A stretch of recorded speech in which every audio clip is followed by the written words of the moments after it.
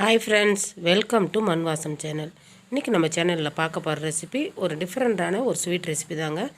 அது பார்த்திங்கன்னா பேக்கரியில் கிடைக்கும். அதுவும் எல்லா பேக்கரிலையும் கிடைக்காது, சில பேக்கரியில் கிடைக்கும். ஆனால் சுவை சூப்பராக இருக்கும்.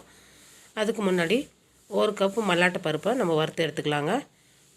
இது வறுத்த மல்லாட்டை பருப்பாக இருந்தால் நீங்கள் வறுக்க தேவையில்லை, அப்படியே டைரெக்டாக பொடி பண்ணிக்கலாம். இது பச்சை மல்லாட்டைன்றதுனால நான் வறுத்து எடுத்துக்கிறேங்க. இது நல்லா ஆறுனதுக்கப்புறம் நம்ம தோல் எடுத்துக்கலாங்க. இப்போ நல்லா ஆறுனதுக்கப்புறம் தோல் எடுத்தாச்சு. ஏதோ ஒரு மிக்ஸி ஜாரில் போட்டு கொஞ்சம் குறப்பாக பவுட்ரு பண்ணி எடுத்துக்கலாங்க.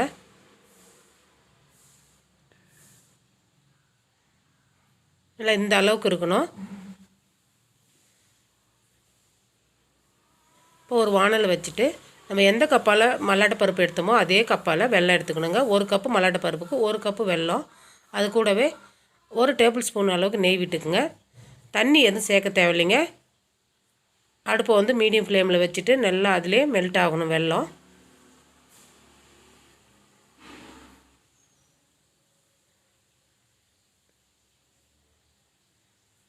நல்லா வெல்லம் வந்து கெட்டிப்பாக ஆகணுங்க.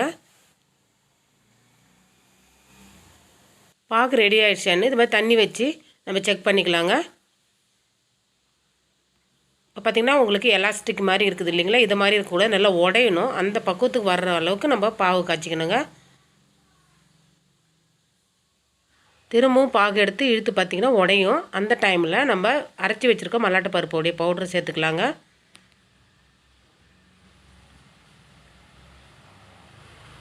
இது பேர் பார்த்திங்கன்னா கஜகம்னு சொல்லுவாங்க. அது கேள்விப்பட்ட பேராக உங்களுக்கு இருந்ததுன்னா கமெண்டில் சொல்லுங்கள். இது பார்த்திங்கன்னா இந்த சைடில் பாண்டிச்சேரி சைடில் கண்டிப்பாக பேக்கரியில் கிடைக்கும். சாப்பிட்றதுக்கு நல்லா இருக்குங்க. இந்த மாதிரி உதிரி உதிரியாக உங்களுக்கு வந்ததுக்கப்புறம் இது ஆறுனதுக்கப்புறம் அதில் இருக்கிற கட்டியெல்லாம் உடச்சி எடுத்துடலாங்க.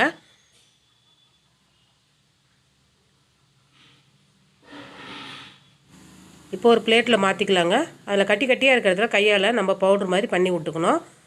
அப்படி இல்லைன்னா கட்டி கட்டியாக இருக்கிறத எடுத்துகிட்டு மிக்ஸி ஜாரில் போட்டு அரைச்சி எடுத்துக்கலாங்க.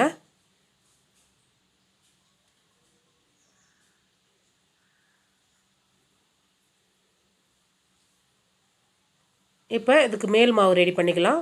ஒரு கப்பு அரிசி மாவு எடுத்துக்கிட்டிங்கன்னா 2 கப்பு மைதா மாவு சேர்க்கணுங்க.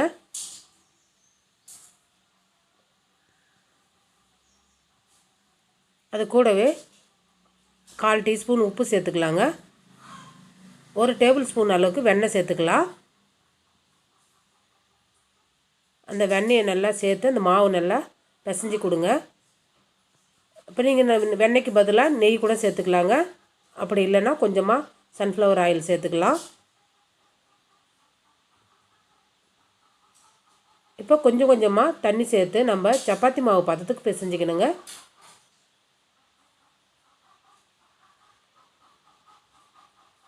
நம்ம அரிசி மாவு இதில் கண்டிப்பாக சேர்க்கணும். வெறும் மைதா மாவில் சேர்த்திங்கன்னா கொஞ்சம் உங்களுக்கு பூரி மாதிரி ஆகிடும்.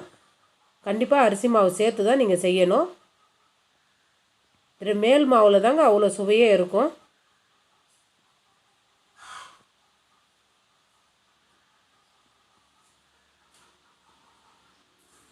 அவ்வளோதாங்க, நல்லா மாவு நல்லா பிசைஞ்சிக்கணும்.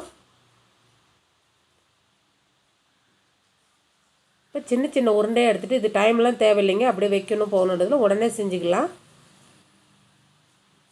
இப்போ கொஞ்சமாக சின்ன உருண்டை எடுத்துகிட்டு கொஞ்சம் மாவு தொட்டுட்டு நம்ம சப்பாத்தி எவ்வளோ திக்னஸாக உருட்டுமோ அந்த அளவுக்கு இருக்கணுங்க.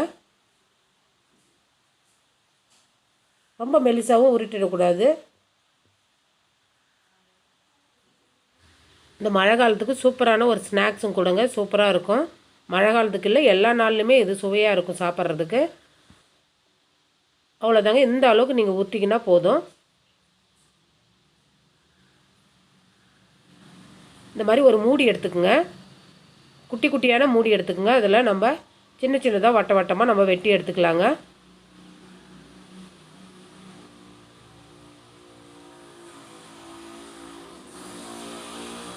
இப்போ எல்லாத்தையும் பவுட்ரு பண்ணி அழகாக வச்சுருக்குறேங்க.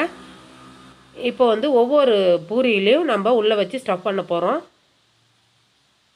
கொஞ்சம் டைம் எடுக்குங்க, ஆனால் நல்லாயிருக்கும். குழந்தைங்கள்ட்ட கொடுத்தா கூட உங்களுக்கு அழகாக இதை வச்சு கொடுத்துருவாங்க.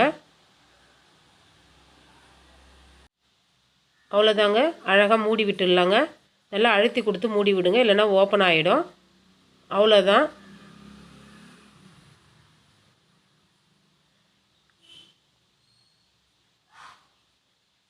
திரும்பவும் ஒன்று செஞ்சு காமிக்கிறேன் பாருங்கள். அவ்வளோதாங்க. இதே மாதிரி எல்லாத்தையுமே ரெடி பண்ணிக்கோங்க.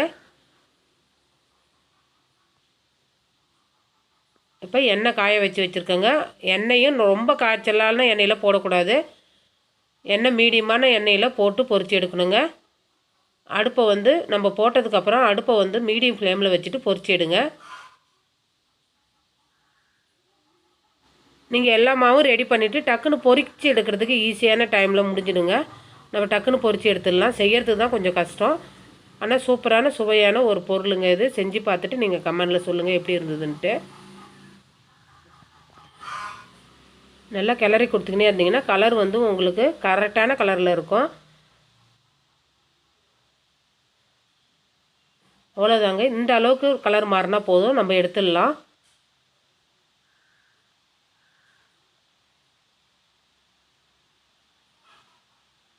சூப்பரான கஜகம் ரெடி ஆகிடுச்சிங்க. திரும்பியும் இதே மாதிரியே எல்லா மாவும் போட்டு எடுத்துக்கோங்க. இந்த ரெசிபி பிடிச்சிருந்துன்னா மண் வாசம் சேனல் லைக் பண்ணுங்கள், ஷேர் பண்ணுங்கள், கமெண்ட் பண்ணுங்கள், சப்ஸ்கிரைப் பண்ணுங்கள். தேங்க்யூ.